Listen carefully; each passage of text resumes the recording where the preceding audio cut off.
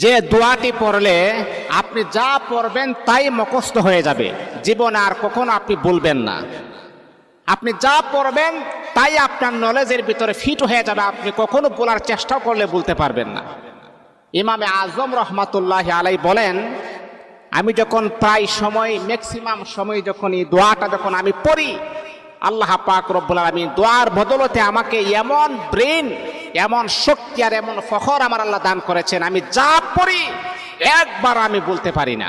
দোয়াটি হচ্ছে আল্লাহুম্মা ইন্না নাস্তাঈনুকা আলা তাআতিক। এই দোয়াটা পড়বেন।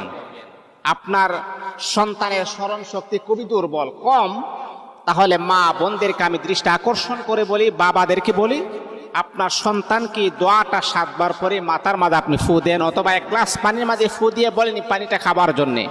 দেখবেন আল্লাহ পাক রব্বুল আলামিন আপনার সন্তানের মেধা